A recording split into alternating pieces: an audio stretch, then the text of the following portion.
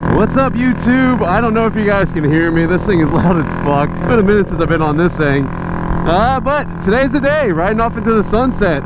So, unfortunately, depending on how you look at it, it's time to sell this guy, pass the torch on to a new owner, which is going to be a local guy, so that's kind of cool. It'll still be around. Hopefully, he gets some more use out of it than I did. But the Stockton Out Season 1, you know, we put a lot of love into this, so it's like bittersweet. You know, I'm happy that that I get to sell it to someone that's going to enjoy it instead of just sitting in the garage like it's been doing the last couple months for me. But it's a little bitter because we put a lot of time, effort, and memories into this guy. So I think we had like 15 or 16 episodes of Stockton Out Season 1, and each one of those was kind of like a learning curve where we were kind of figuring stuff out as we went along. So a lot of knowledge was gained working on this bike. I'm just taking it for one last ride. It's a beautiful sunset right now. I figured, why not? I got about an hour before I need to meet up with the guy that's buying it. So yeah, take it for a little ride. The only issue is I forgot its GP shift. So yeah, I got to remember to go down, not up, or vice versa, depending if I'm downshifting or upshifting. But she's still doing good. So you haven't seen any videos since, on this bike at least, since the wreck on the track where the KTM wanted to go down in front of me and I wanted to face plant its wheel. So I got the bars all corrected. They were just a little bit tweaked. All I had to do was untighten these and then kind of wiggle them and then tighten them back down. They were fine. I'm gonna try to be gentle on this guy. So anyway, the guy buying this, he's got a Grom. He's got a Grom he wants to stunt. But he asked me a question that kind of worried me. He asked me if this thing wheelies. And you know, I've been treating a lot of the potential buyers this way, very like standoffish. I would just be like, I don't think this is the bike for you. You know, if you want to stunt, get a stock Grom and deal with that. Or if you want a daily driver, get a stock Grom and just get a daily driver that way. This is not going to be a daily driver or a stunter. So I kept reiterating that to all the buyers. And this one should be purchasing here in about an hour.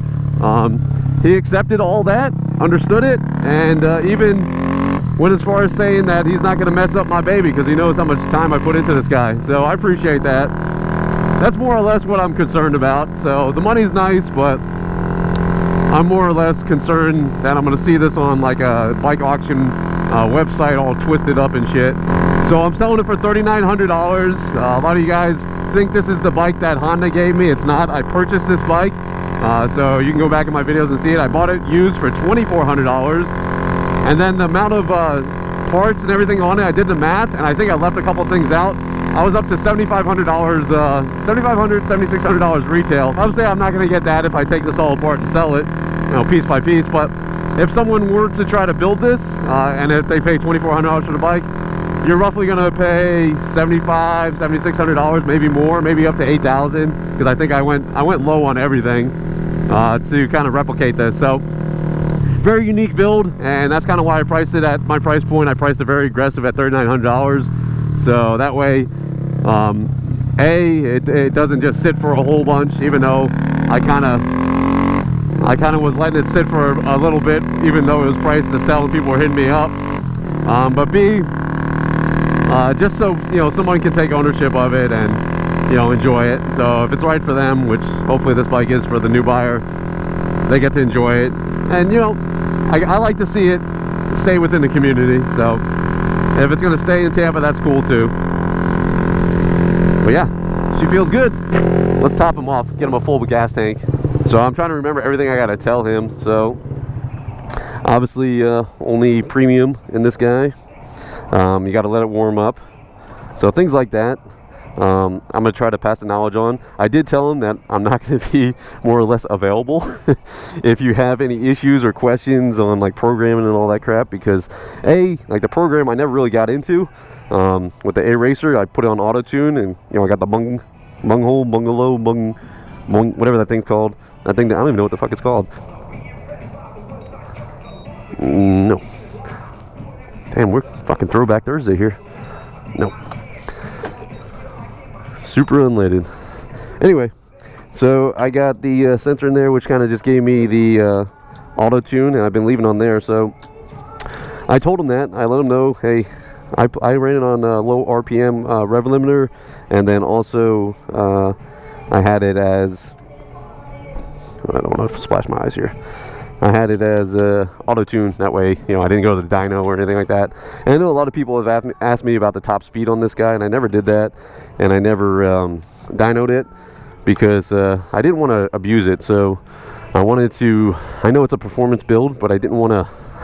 I didn't want to utilize all the performance, if that makes sense. I wanted to put all the parts on there, make it set up real nice, do a couple track days, hit up the mountains, and you know, keep it. We are fucking getting down here.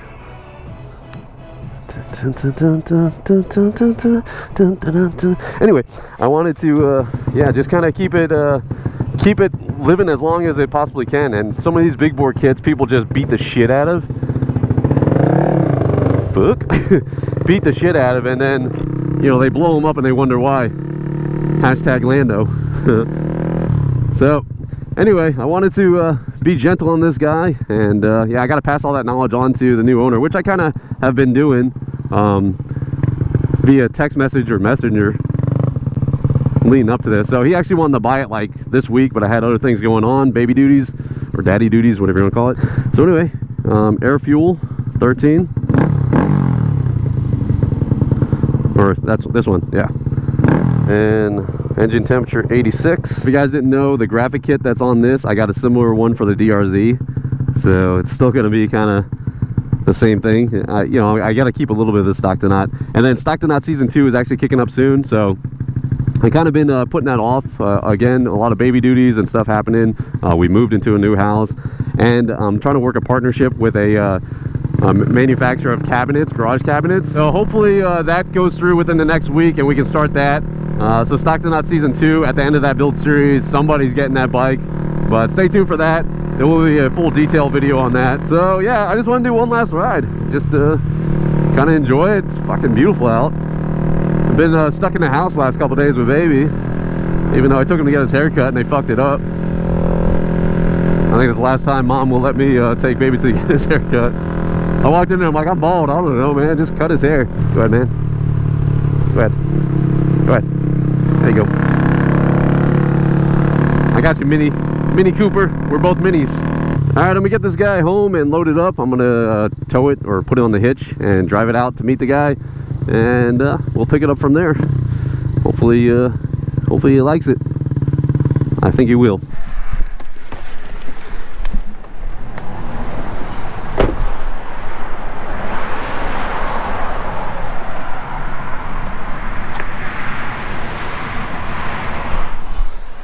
Alright, here it is. It's kind of a little bit of a pain in the ass to do this without the sub cage, so I got like 5 straps holding it in, because knowing my luck, the thing would fall off on the way over here.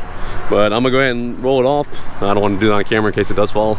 No witnesses, and we'll wait for him to show up.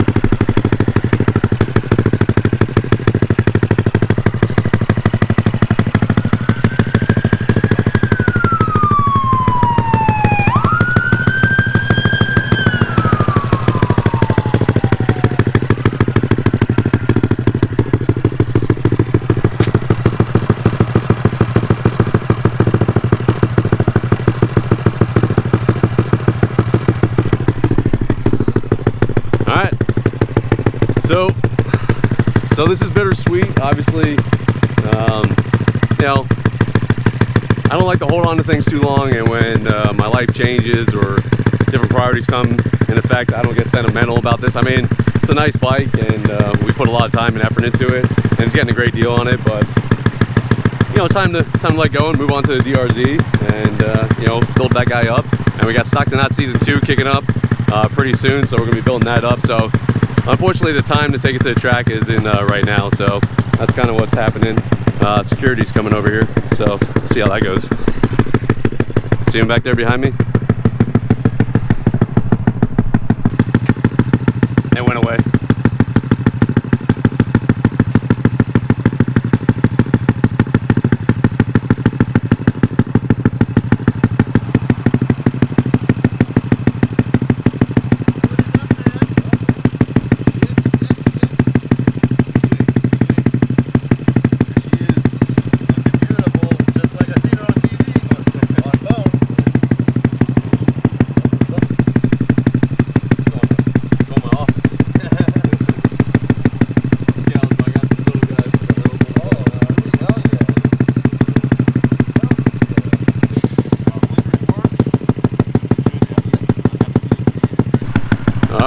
transaction has been done.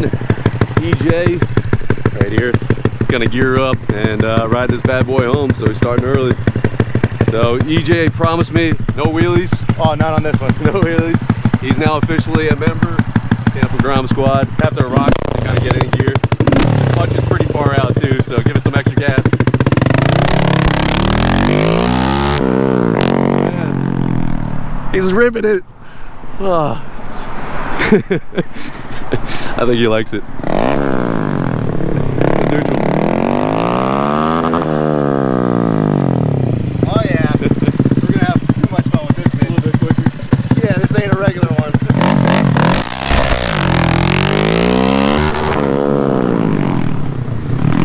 Bye.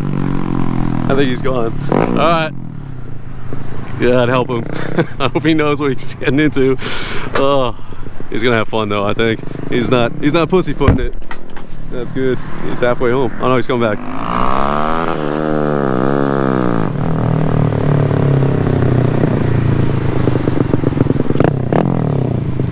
Celebration video time. You got it? Yeah, all day. All right, man. You better know where we're going and we out. That's it, bro. Oh, appreciate it, man. I'll be watching you. All right, we're out of here.